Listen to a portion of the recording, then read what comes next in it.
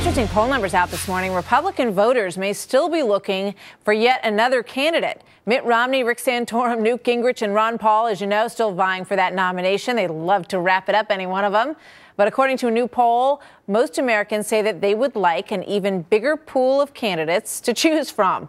The New York Times CBS poll shows just 34% of the people say that they are generally satisfied with the current crop of candidates. But look at the number who want more choices. 62% say bring it on. Yeah. They'd like to see more folks jump in the race. So I don't know if that's going to happen, Greg. Yeah, of course. You know, it's a little late. If you have a smorgasbord, you're always saying, I want more. So I'm always skeptical of some of those questions that are asked. Wow. The candidates hitting the campaign trail hard, trying to pick up votes ahead of the next primary contest. Rick Santorum trying to energize a massive crowd in Boise, Idaho, saying honesty is the best policy even in politics. People say, how are you going to bring people together? How about being honest with them?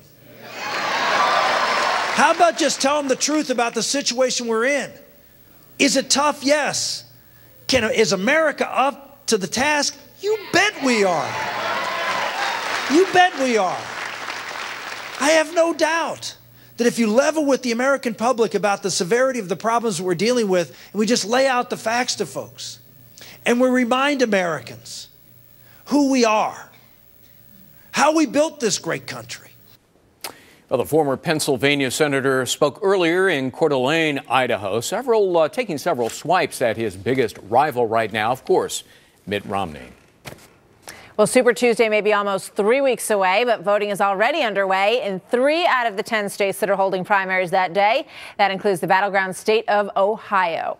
Early voting in Ohio began on January 31st, so some of those votes already baked in the cake, although we don't know how they turned out, of course. Steve Brown joins me live now from the state capital of Columbus. Steve, there's some new polls that show that Rick Santorum looking pretty strong in Ohio.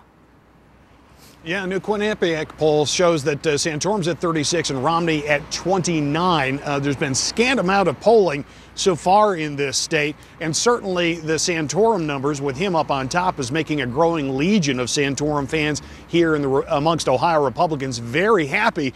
But those folks who haven't seen Santorum yet, he hasn't visited this state yet, are also just a little bit leery.